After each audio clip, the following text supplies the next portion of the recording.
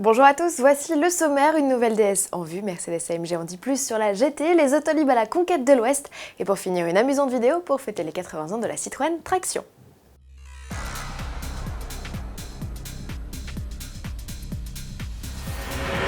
Justement, à propos de Citroën, le constructeur nous interpelle au travers une photo et une date, jeudi 22 mai. Ici, pas question de parler voiture ancienne, mais de DS3, la citadine chic et sportive lancée en 2009, passe vraisemblablement par la case restylage. S'enrichira-t-elle seulement d'optique à diode? À suivre. Dans la catégorie je garde une part de mystère autour de mon futur bolide, Mercedes-AMG n'est pas en reste. La GT remplaçante plus abordable de la SLS s'affiche désormais en vidéo et sur un site dédié, mais encore camouflé. Mercedes a révélé l'échéancier, bilan, pour découvrir les lignes du coupé, il va falloir patienter jusqu'en août. D'ici là, le constructeur mettra en ligne d'autres éléments, photos et vidéos on l'espère, et publiera rapidement, là encore on croise les doigts, une fiche technique détaillée avec la puissance et les performances du moteur. Le deuxième modèle entièrement conçu par AMG et futur concurrent des F-Type et 911 sera officiellement présenté au Mondial de l'Automobile de Paris en octobre. Et toujours à propos de Mercedes, la révélation de la classe C-Break s'annonce imminente puisqu'une flopée de clichés ont été aperçus sur la toile. Restez connectés sur autoplus.fr pour ne rien louper. En bref, le concept Autolib s'exporte. La ville d'Indianapolis aux États-Unis vient d'inaugurer son service d'auto électrique en libre service. Son nom, Blue Indy. 800 véhicules seront mis en service dans les 8 mois. C'est la première fois que le dispositif de l'industriel français Vincent Bolloré quitte le territoire français.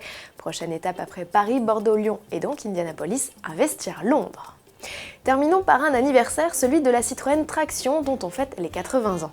Né de l'imagination de 3 hommes, André Citroën, André Lefebvre, ingénieur, et le designer Fabio Bertoni, le modèle fut développé en seulement 12 mois. À son lancement en 1934, il révolutionna son époque, inaugurant sur un modèle de grande série les roues avant motrices. Avantage, une meilleure tenue de route, un centre de gravité abaissé et une habitabilité en hausse.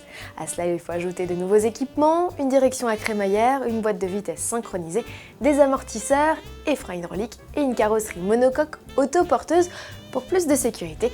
Et rien de plus parlant que les crash tests de l'époque pour en attester.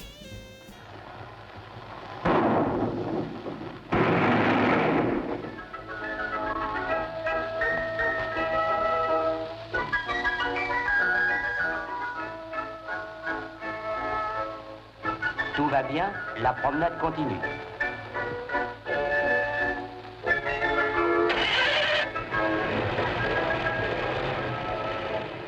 Vendue à quelques 760 000 exemplaires, la production de la Traction avant s'achève en 1957 dans l'usine de Javel, dans le 15e arrondissement de Paris. Avant de tirer sa révérence, la Traction marqua une nouvelle fois son temps, inaugurant une suspension hydropneumatique qui allait faire la gloire de sa tout aussi mythique descendante, la DS. À demain.